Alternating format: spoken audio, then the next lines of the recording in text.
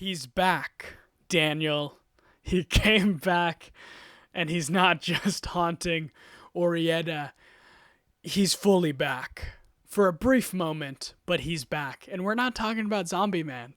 No, we're talking about Dr. Harvard, He's baby. back, and oh my gosh, did he give a funny line. Ladies and gentlemen, this is Dr. Fucko. Initial thoughts, real fast, for the intro. Dr. Harvard, Devil Watch, Zombie Man? That's really all we say. That's all we say ever, and that's it. But, for the last time we're reviewing Fargo, Season 4, Episode 11, Storia Americana.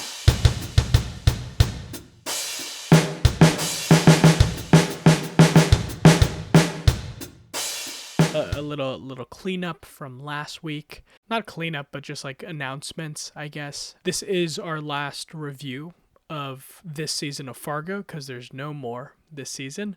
But we're going to be talking a little bit more about Fargo on this channel. We're going to talk about what we want out of Season 5, maybe some casting stuff for Season 5. But then the big thing is we're going to review Seasons 1 through 3. We both actually rewatched it before watching Season 4. So we're not going to do an episode by episode, but we'll just do season by season. It'll be fun and good. And then we're also going to be branching out to some other TV shows. I know Barry is a big one that we want to talk about. The Queen's Gambit, which I started watching this week, and it is fantastic. We'll do a video on that. And then just overall, we'll probably be doing weekly stuff when like Barry Season 3 comes out, or the final season of Better Call Saul, or the new season of Euphoria.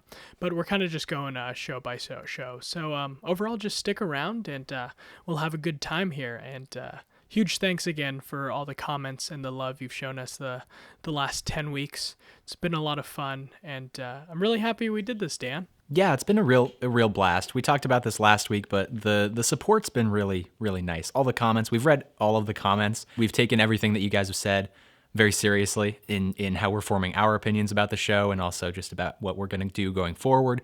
So you've all been heard, and we appreciate the support. Yeah, if you liked our Fargo reviews, I think you'll like the stuff that we do going forward. I think that we watch TV the same way. I mean, we watch it with an analytical eye and an eye of a filmmaker, because we're both, aspiring filmmakers. So if you enjoyed this, I think you'll enjoy the stuff that we're going to do going forward. So give it a listen. If it's not your cup of tea, then you can always unsubscribe, but, stick around for a little while. Without further ado, let's jump into this episode. And this episode opening harkens back to Season 2 in many ways. The Gerhardts have a montage at the beginning where it shows all the deceased people this season. And Season 4 does the same thing. It shows literally every character, even whoever that guy was. Yeah. It shows him. And it's that same shot that we keep using of him, so it's actually kind of funny.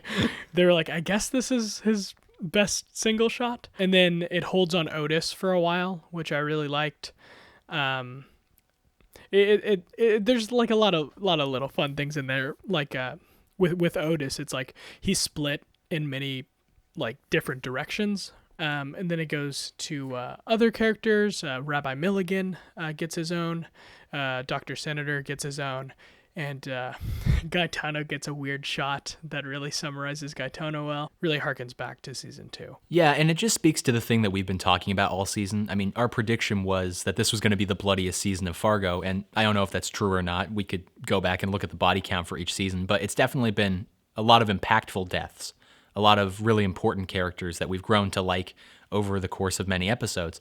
So it, again, just pulls you back from the style and the fun and the joy of watching Fargo, and it also reminds you the real emotional toll that the season has actually had. It was a nice opening. It was a powerful opening. And again, the same way that they did in the last episode, the way that they stylishly re-enter you into the story, it's the same thing in this episode, but with greater emotional toll. Yeah, and it just also reminds us that, wow, this cast, again, not as big of names as previous seasons, but still, what a cast this season.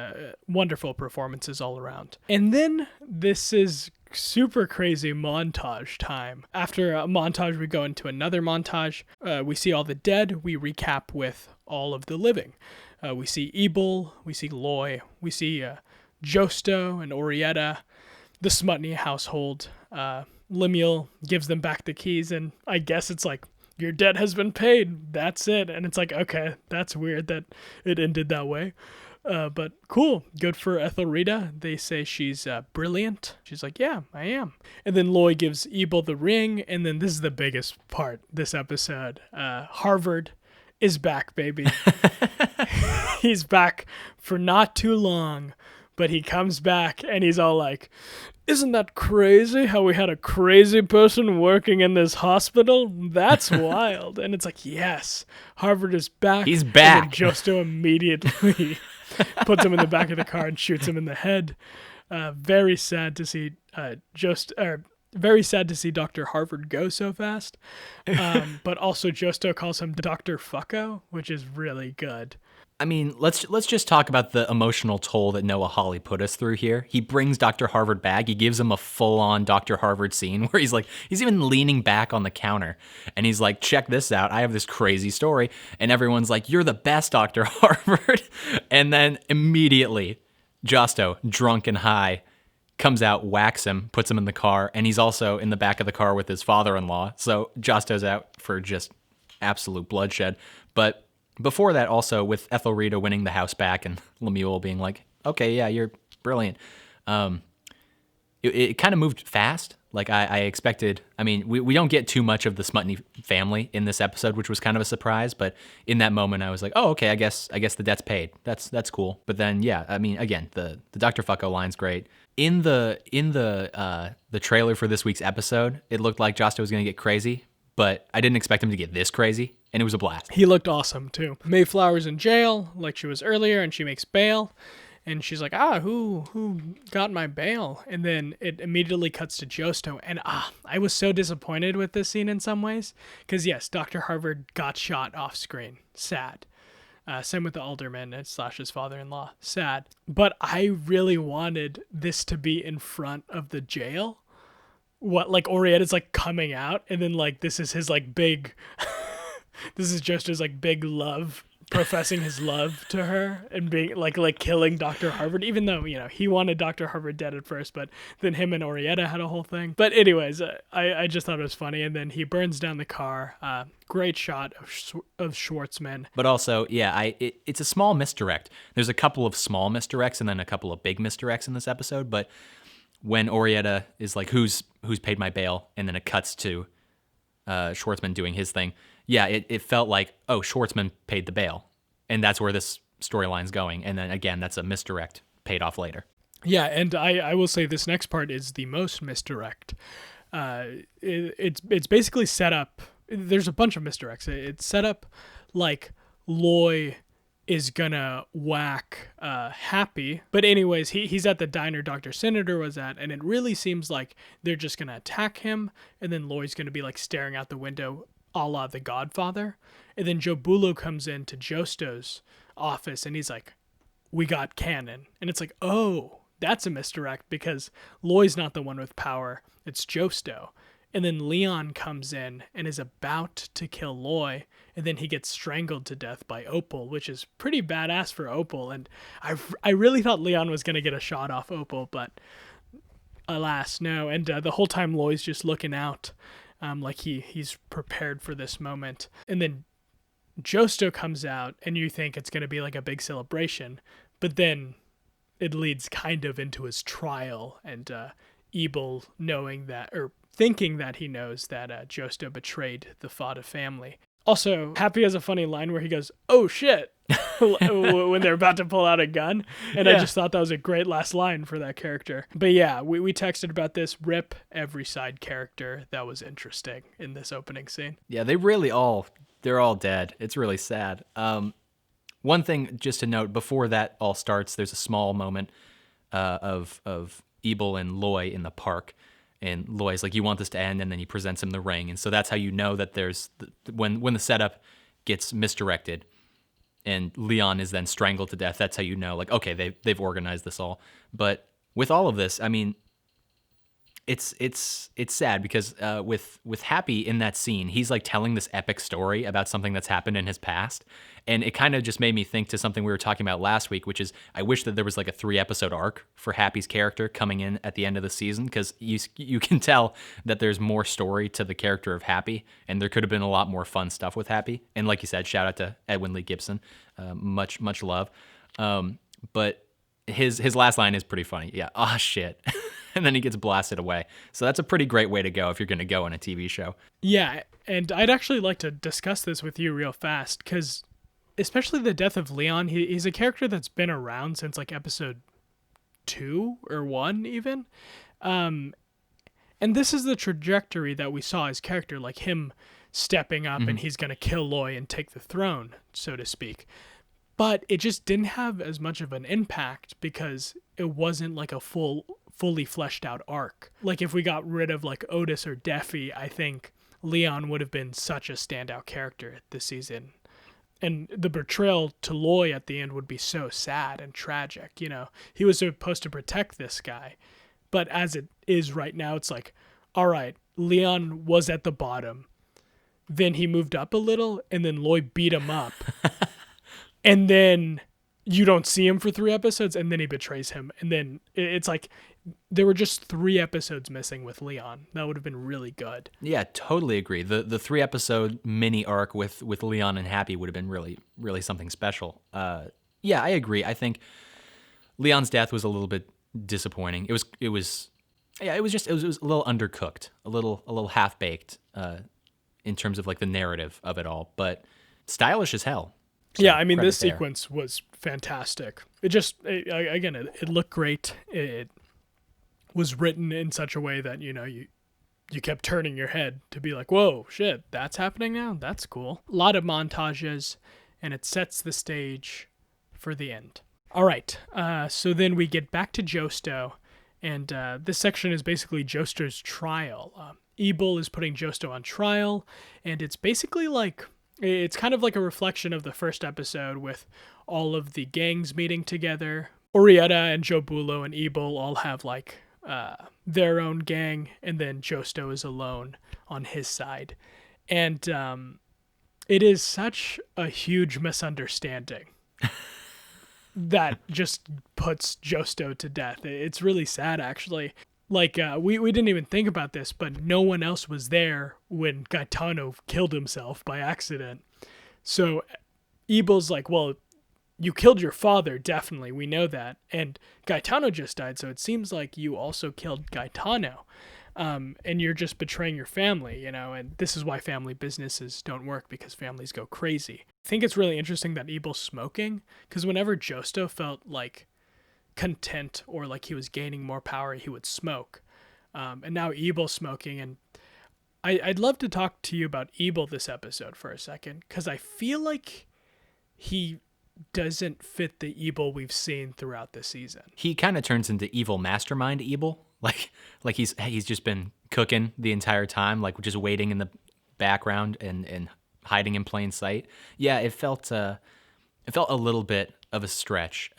I've loved Ebel all season, and as have you. The performance is really great, but yeah, there is a slight character shift that was a little bit unbelievable. It was just like, oh, he's taking over, not New York. They're not sending in somebody, or I don't know. I thought it was a little odd. He sells it like in the performance in all of his scenes. It's very, very good. But again, it's just similar to like how Leon's death doesn't totally work. This doesn't totally work either. It just kind of felt like a weird step for the character, but maybe the whole idea is like power corrupts everyone. Also, though, I mean, I guess this is on the page, but I think they could have hit it home a little bit harder. All season, Ebel has been kind of like, what is going on with these brothers? Like he's the line that he has about like why family businesses, you know, have to go extinct makes sense, because all season long he's been like really upset and annoyed and irritated and bothered by Gaetano and Josto's issues. I thought that they could have hit that home a little bit harder, and maybe that this turn would have been a little bit more believable. On paper, everything tracks. You can say this happened, and that makes sense for this conclusion, but it's just that middle portion that we're missing. And also the other misunderstanding is with Orieto and Josto's conversation when they were high out of their minds in episode 1, when he's like, will you take care of him like my father? And she took that as in, oh, I'm going to kill him. And Joster took that as in, take care of him, make him better.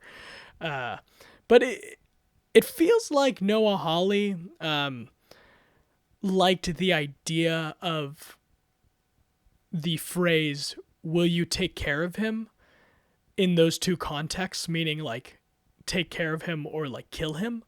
And it kind of feels like he made an entire season about that, like just about that kind of joke that he creates. It reminds me a little bit, this is a weird connection, but if you've seen Trial of the Chicago 7, written by Aaron Sorkin, there's a moment in there where the Eddie Redmayne character unintentionally incites violence because he uses the wrong like pronoun or something to that extent in a speech.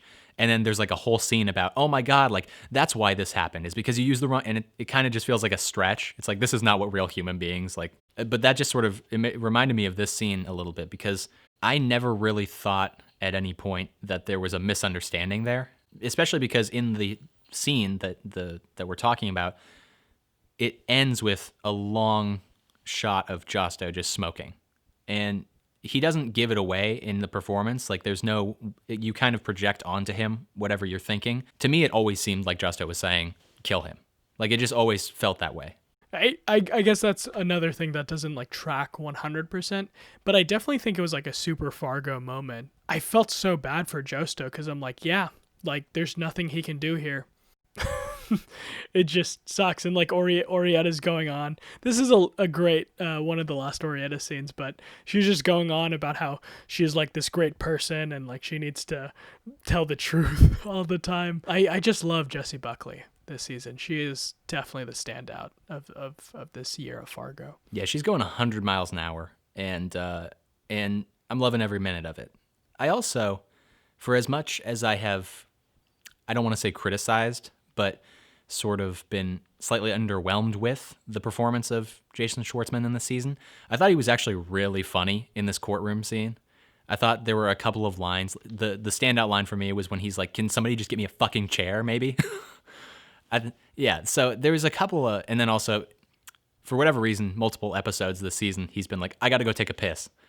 And every time it's actually been funny. So, credit to that. I think the reason that the comedy worked for me in this scene was because of the circumstance. It's so like small man versus big group. It's so like, this is insane. How could this possibly have happened? It's so Fargo. It's this guy who's so in over his head, and he's in over his head because of a simple mistake, a bad exchange. And so for that reason, I think the comedy works a little bit more than in some of the other seasons, or excuse me, some of the other scenes of the season. But it was a good way for him to go out. And also, I never got the impression that he was really pleading for his life, because I got the impression he didn't think he was going to die until the end of the scene, when they hold on him and he looks at Ebel and he really, really understands, oh, New York knows this is over. Yeah, there's literally nothing else I can do right now. It's done.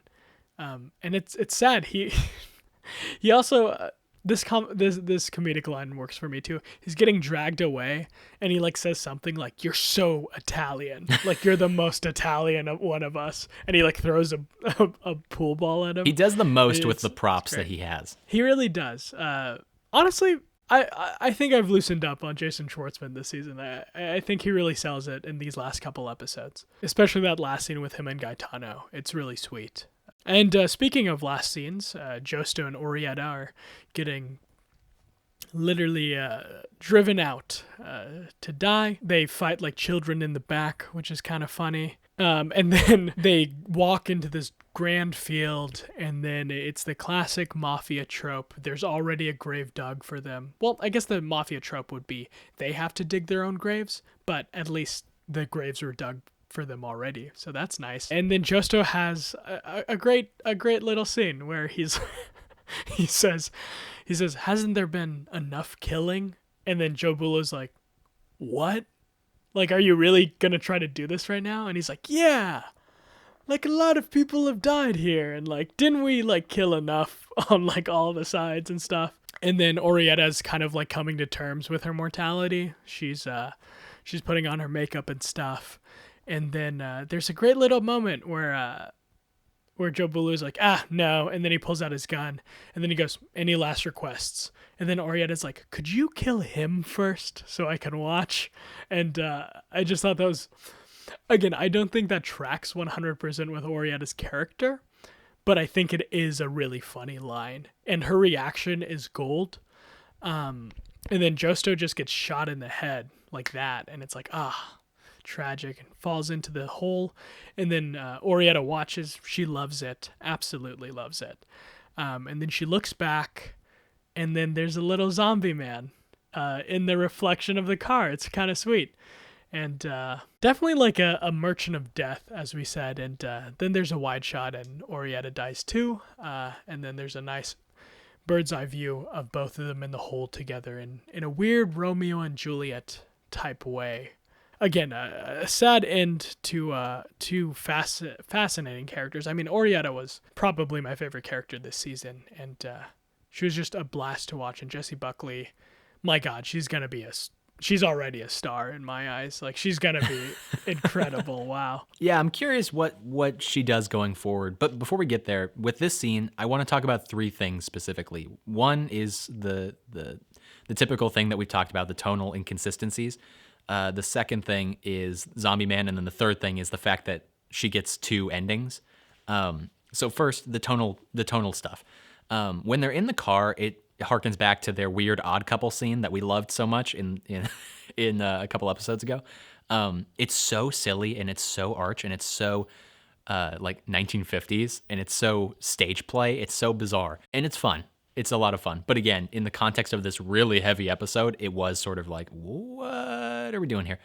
But then they get to the grave, and Josto goes down to the very end in sort of a goofy manner. But I really like him in the scene also.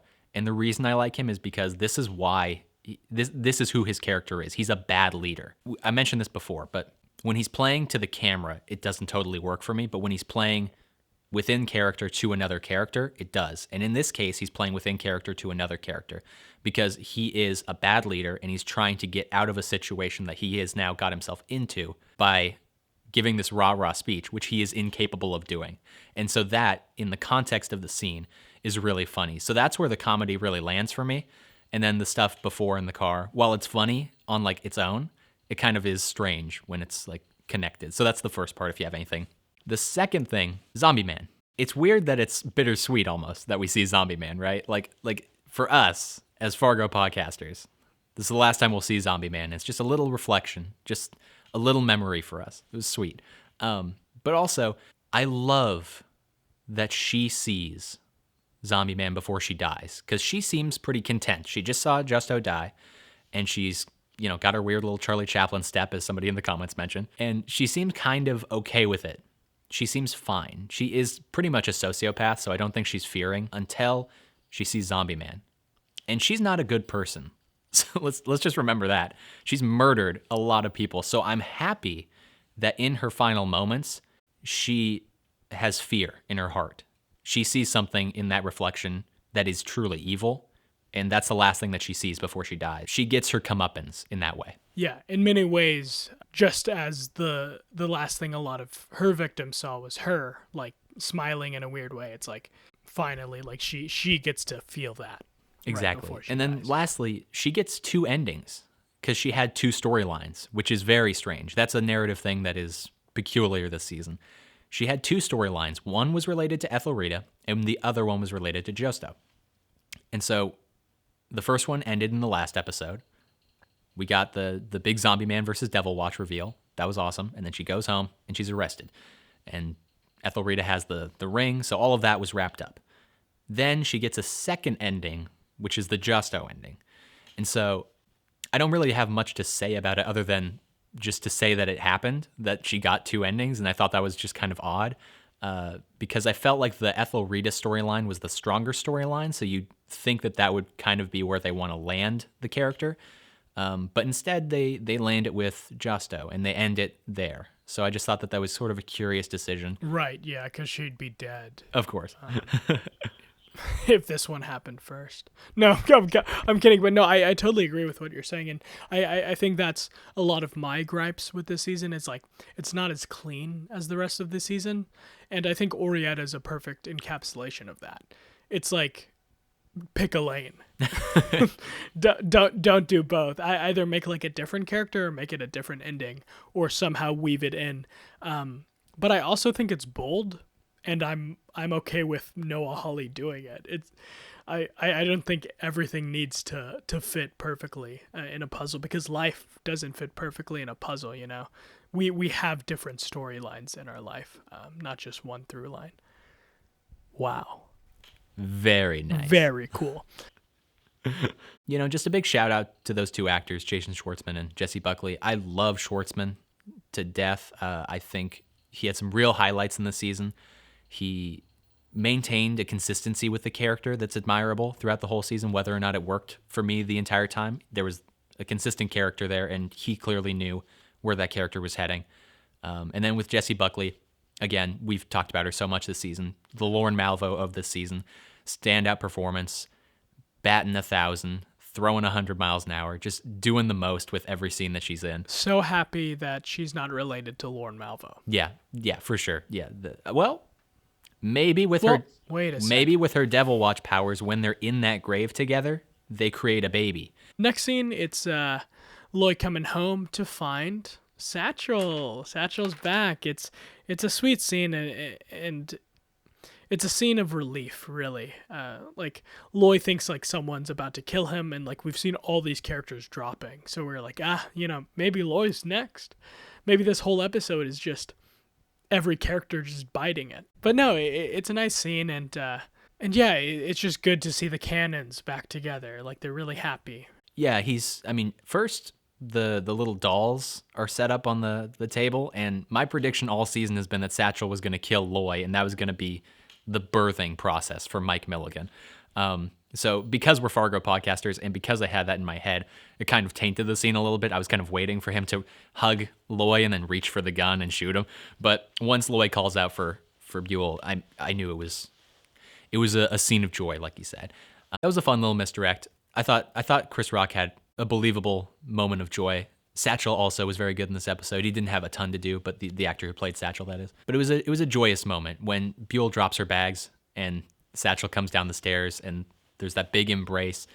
It's really warm. And we mentioned this before, but Fargo is, it's dark and it's cold and it's horrifying, but it's also incredibly warm and incredibly hopeful. And so those are the moments that make everything else really work. All right, and then back to some gangster stuff. Ebel and Loy forgive each other, back to business, and then Ebel's like, I got a new deal. And I think this is particularly what doesn't work for Ebel. Like, it looks like New York's coming, and he has this whole national plan in mind, which is kind of interesting. And again, this is like the Kansas City mob that we know well in season 2. This is the start of that. And in many ways, our predictions came true. Like, they did mesh together again and form the Kansas City mob eventually. Yeah, there's always double crossings in these situations, but I think the reason in this scene particularly that it doesn't totally hold water for me is because, like you said, he was really upset about the Dr. Senator stuff. He seemed to be, I was going to say a moral man, but of course he's in the crime business, so as moral as you can be, somebody who believes in the rules of the crime. He seems to have believed in fairness. He seemed to believe that Loy and he could coexist. And I guess that was all a ruse the whole season, or it was a weird character flip. But yeah, his decision to then basically take everything for himself, that's the thing that's just like, that doesn't totally fit with where you've been all season. But it is good for the story, I suppose, because, our prediction's partially true. I was expecting the Fadas to also get destroyed and then New York stand atop of the cannons and the Fadas, but instead it's sort of the Fadas and a little bit of the cannons and then also New York and all the other national, pieces of the puzzle. It is a weird little melting pot there that is created. It also feels weird that like Ebel came up with this idea. Like He just didn't seem like he had a national plan in mind. I mean, it looks like Bulow's his right-hand man now, and it's clear in the next 19 years, Ebel bites it, and then Joe Bulow just takes over, basically. Loy's really mad. It cuts with a montage of like Loy being angry / that painting again. Holds a lot of metaphor in it, and could go really anywhere. Yeah, moving right along. Loy's mad. He's like, war's over, you can go home. Opal drives off into the sunset wherever Opal lives. Yeah, can we talk about Opal for just a quick second? Yeah, of course we can.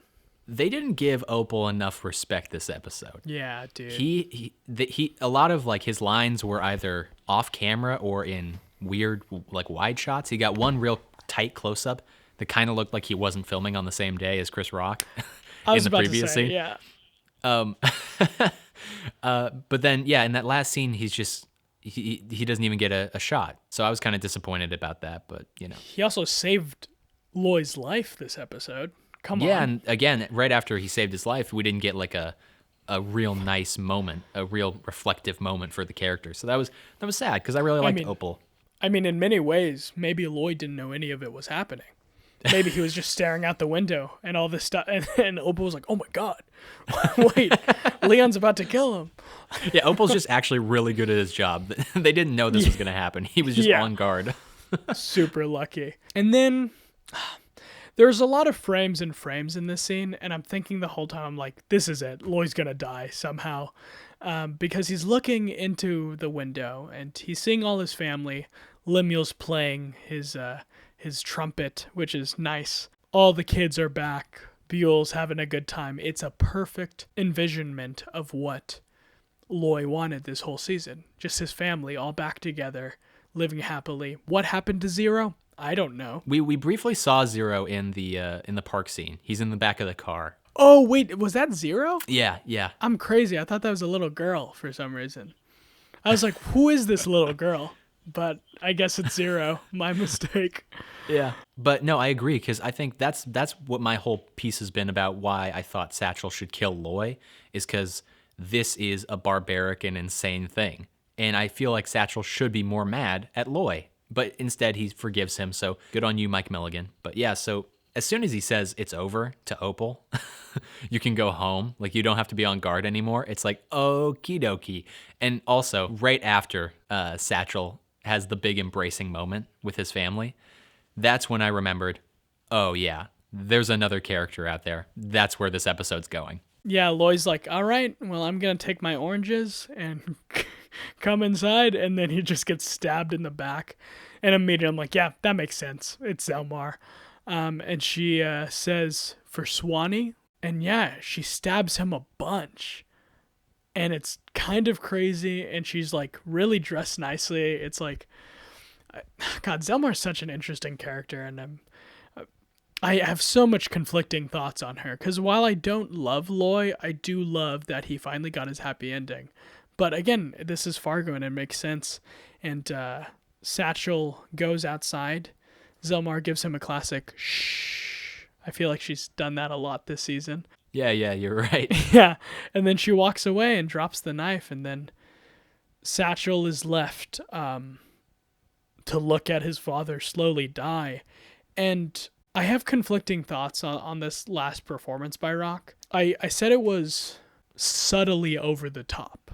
I think his face was extremely over the top, but the fact that he didn't say anything and there wasn't any like realization, it was just, he died. And he does have a haunting look in his eyes as like he just dies, and Satchel just has to look at his dead father, and it's tragic, and it really hits home what this whole season's about, I think, and how this is about a hardened man in the 70s. It's about his origin story, and it's not clean, and it's not like a fairy tale, and it's just really sad. Like, both of his father figures die in horrible ways, and there's nothing Satchel can do about it in either circumstance. And I think it sort of goes back to the prophecy that the head of the Irish mob bestowed upon Rabbi Milligan. When Rabbi Milligan kills his father, His last words, his father's last words, are, there's going to be like a curse on you and your children. And Mike Milligan kind of is Rabbi Milligan's child in a way. And so his life is destined to be really tragic as well. So that just came to me out of nowhere. I hadn't thought about that scene until like I saw this episode. But in a way, yeah, Mike Milligan is kind of cursed. He might not have a horrifically tragic life in the same way, or a horrifically tragic death in the same way that like Rabbi Milligan gets torn up by a tornado, but he definitely has a sad existence. And watching his father die is really powerful to me. Watching young Mike Milligan watch his father die in that horrific way really did a lot for me, for the Mike Milligan character in season 2. As for the Rock performance, I really liked it. I agree. I think you hit it perfectly. It is subtly over the top, but I really like it. I think it worked. The look is haunting. The look is like straight out of an Ari Aster horror film. Yeah, it's great. It's like really big, wide, scary eyes, like almost like Cronenberg horror of the body. Yeah. Sort of a vibe. He's breathing really heavy. He's shaking really violently. His eyes are really big, and there's no like Marion Cotillard in The Dark Knight Rises moment. No offense, she's a terrific actor, but in that particular scene, it was clear that they didn't get a lot of takes, because she kind of breathes, and then drops. Like her head just drops immediately. In this one, I was kind of waiting for that to happen. I was waiting for the bad death. But instead, he just keeps breathing, and his eyes stay, and his head stays up, and his hand just sort of limply falls off of Satchel's face, and his eyes are just glued to him. It's horrifying. And again, I don't think Chris Rock works 100% in this season, but I'm really glad that he's in it. You know, it's just, again, it's an interesting thing to put on his reel. Not that he needs it, but it's just cool. Like, that's a cool thing that he did. Yeah, when you look back on his career after he's passed on, you know, we'll see all of his incredible stand-up, but we'll also see his really iconic looking scenes in Fargo season 4. So that's pretty cool. And then, speaking of, next up, the history lessons back. Ethel is giving, again, this is like the second time we've seen Ethel. She's basically just talking about her history report, how the victors tell the story. We see Ebel and stuff, and it's a bookend, definitely, to this season. Also, there's some intercuts with her in her house, but then there's also her in a building, it looks like, and it's blue, and it has that painting that she was talking with Loy about last week. And she's just in a chair, and she's like looking directly at the camera, and then she gets up and leaves and says like, "This is my story," and then leaves. We didn't get enough of Ethelreda in this season, but we also couldn't get much of her because she doesn't fit into the other story, which is these two rival gangs. She barely makes her way and fits in, connects into it by the end of the season.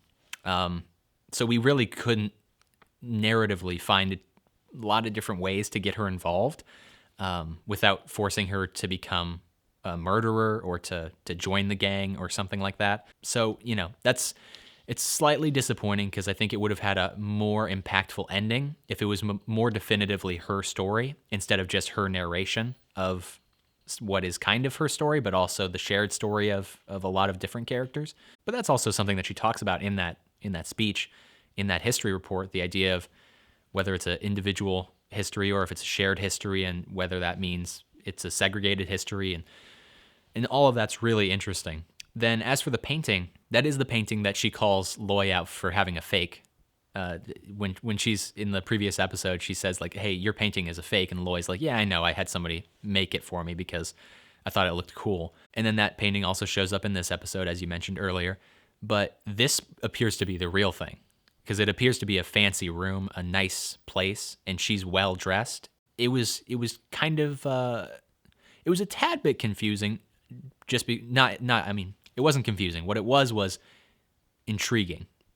And it made me go, what exactly is that ending? So we never look up stuff after the episode, but I did look something up after this episode.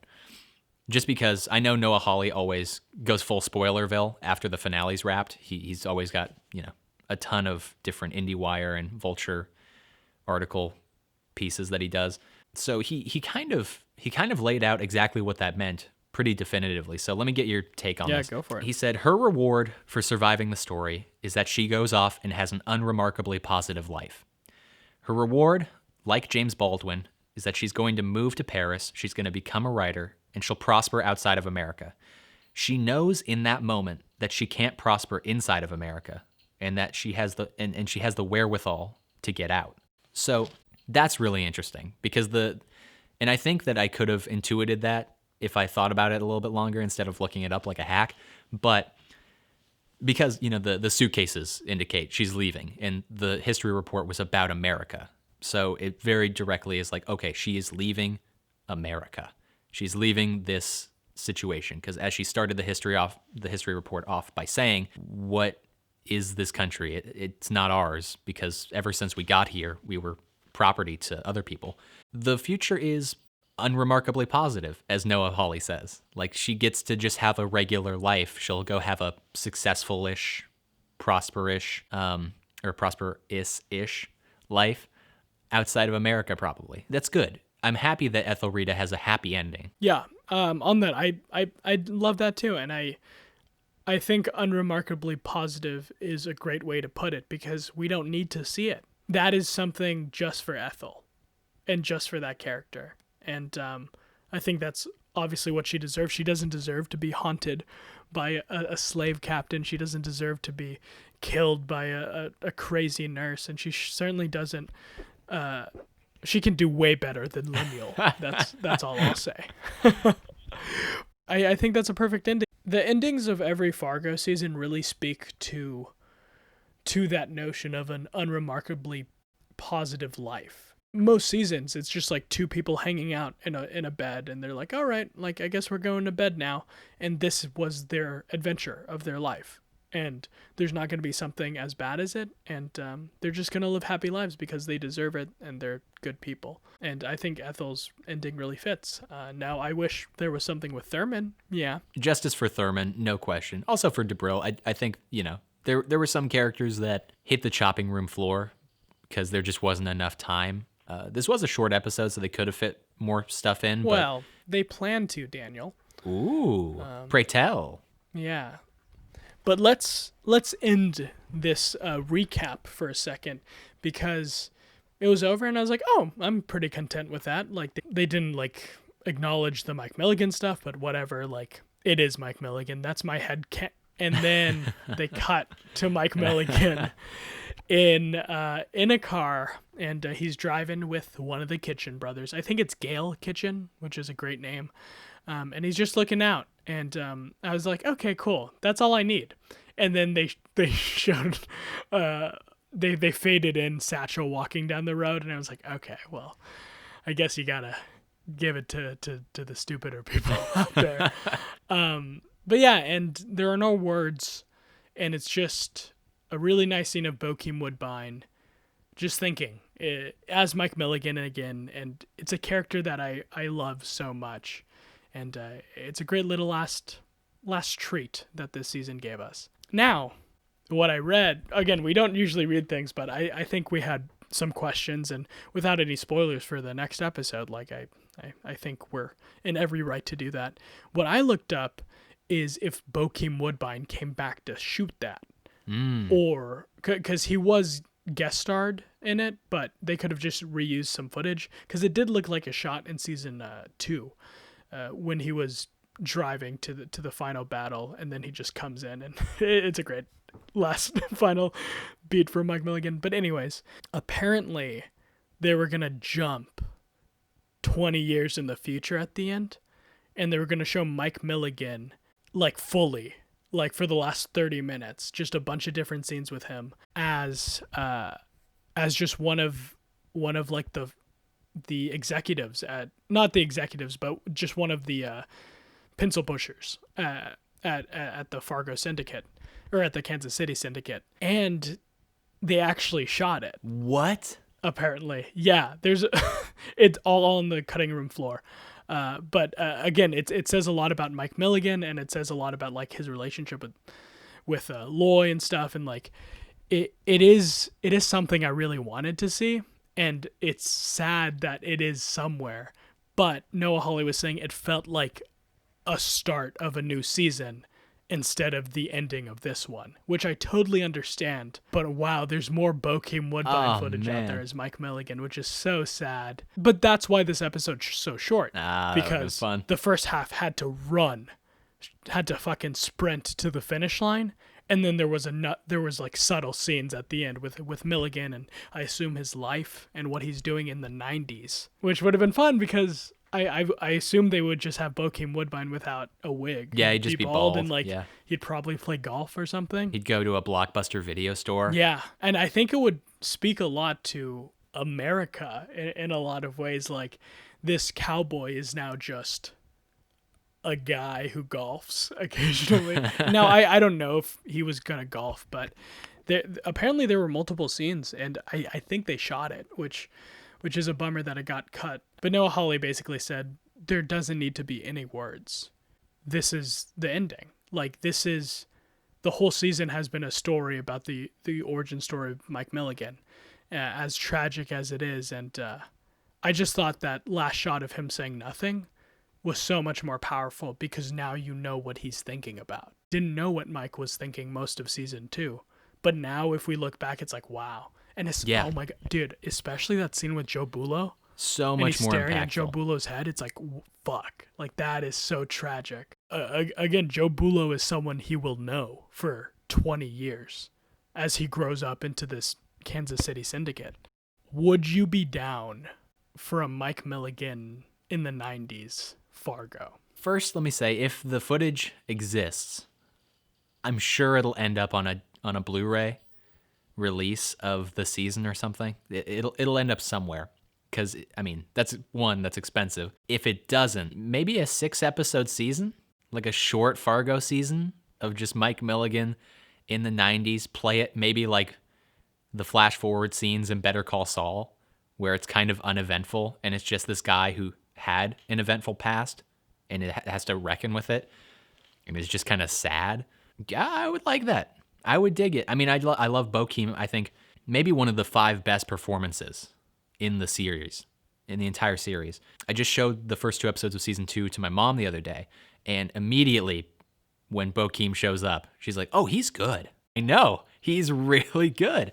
He really gets that character. Sometimes there's a meshing between character and actor, and it just becomes pure magic, and that's one of those instances. Noah Hawley has said he already has an idea for season 5. He hasn't developed it yet, but he knows the idea that he wants to attack.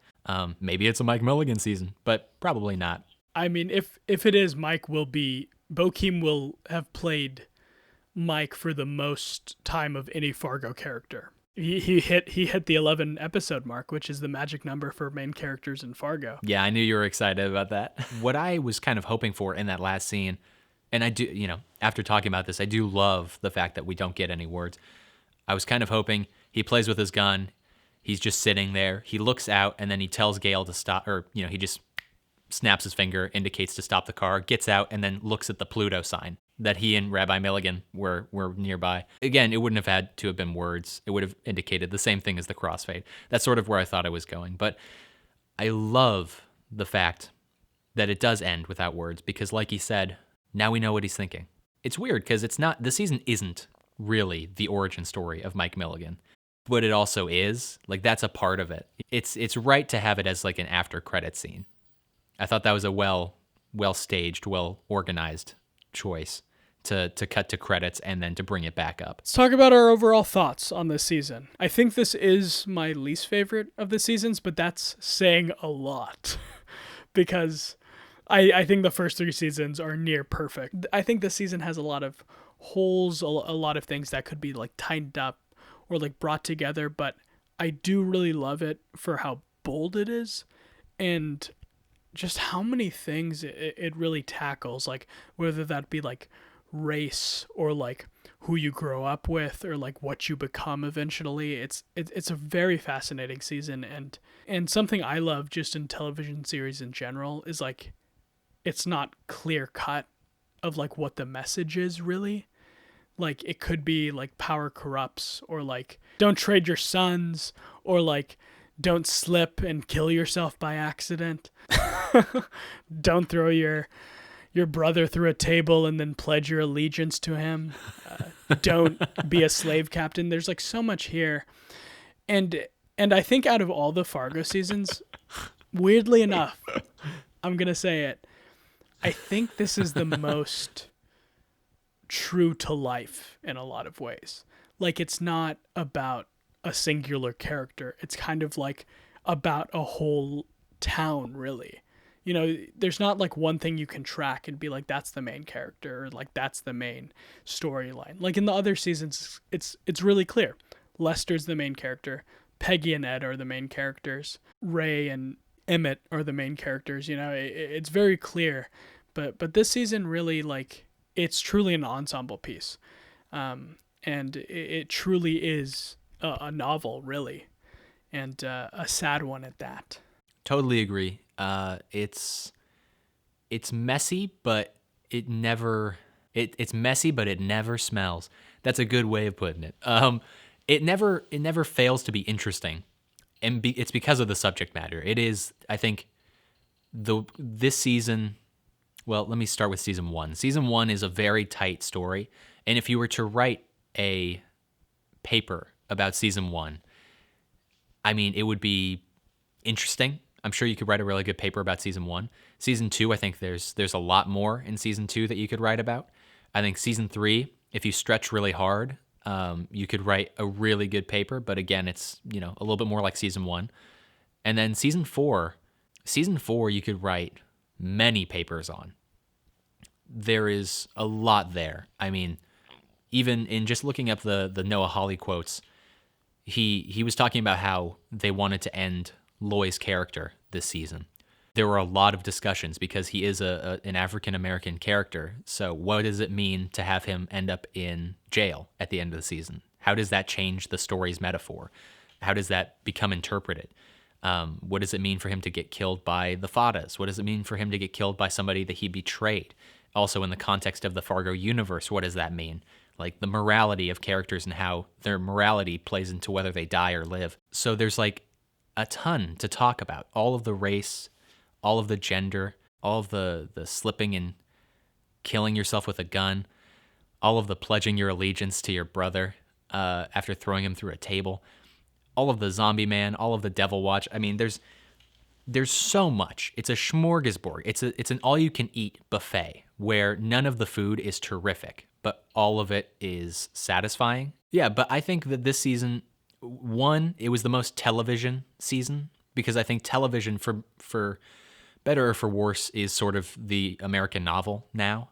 It functions in the same way culturally, I think, in a lot of ways, and its storytelling devices are also more similar to novels than to films sometimes.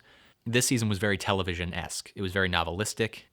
It wasn't tight like a movie is, and we've talked about that a lot. But it also was a great showcase for terrific character actors, and it offered us something that we've always been asking for. Every season, we're always saying, "Oh my God, what would like a full storyline look like for this weird side character?" Like in season 3, the weird guy that works at the gas station that Scoot McNairy steals the piece of paper from, like that guy. I'm like, what does a 2-episode arc look like with that guy? This season gave us that. It gave us a bunch of weird characters, and it really stretched them out and pulled them until sometimes they got a little bit too thin, but in other times, just right. And so I think that the season gives us a lot. It's a lot to chew on, and it's a lot that I'm going to be looking forward to rewatching sometime here in the next couple of months, probably. I mean, could you imagine if Dr. Harvard was like a 1-episode character? Like, that'd be so disappointing, but he has like this whole great, like, crazy story that like ends with him like with a bullet through his cheek. It's crazy. And it does sort of stifle some of the main characters' abilities to get a little bit more clear and more definitive characterization.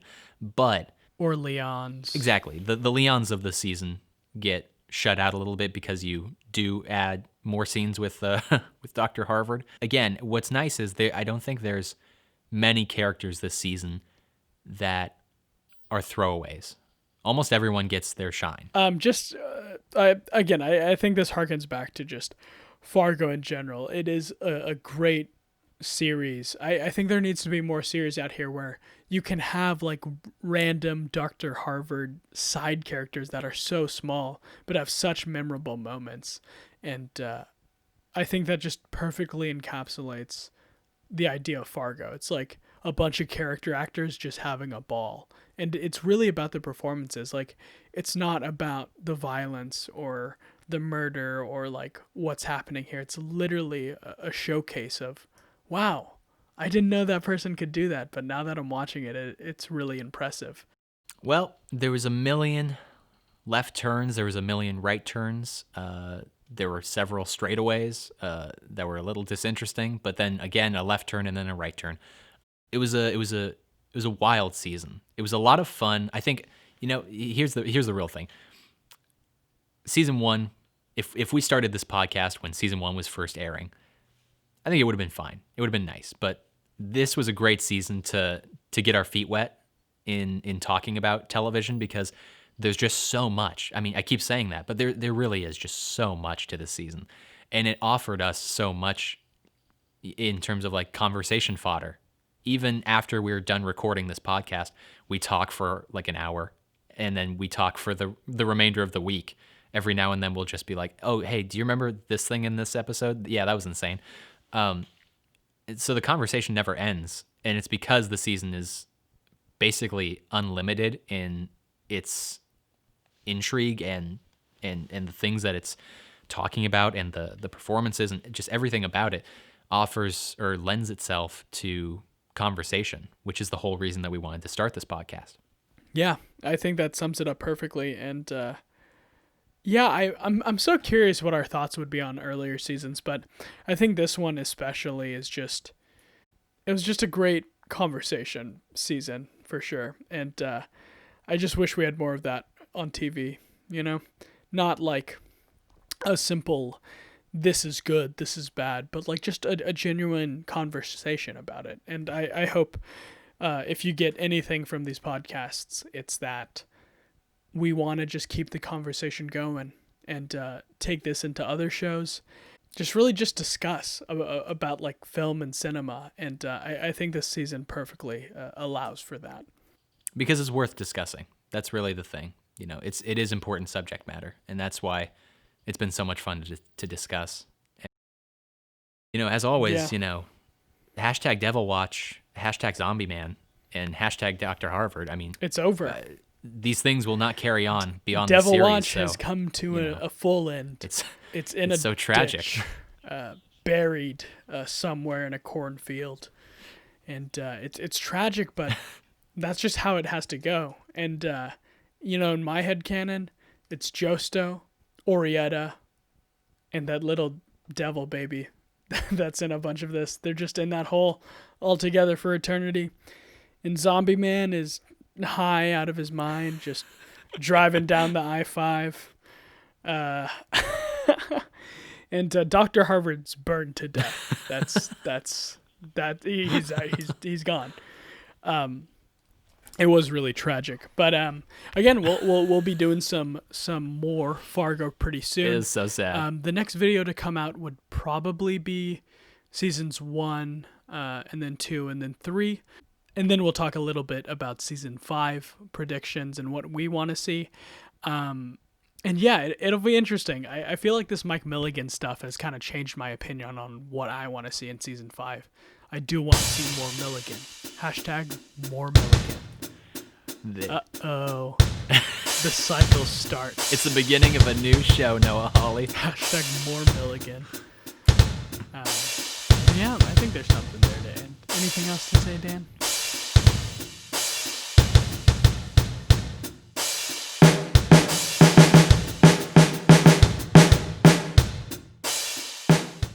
Thanks so much for listening, and thanks so much for commenting. It's been a real pleasure. Maybe that's the little after credits scene. It'll like do the whole bit and then yeah.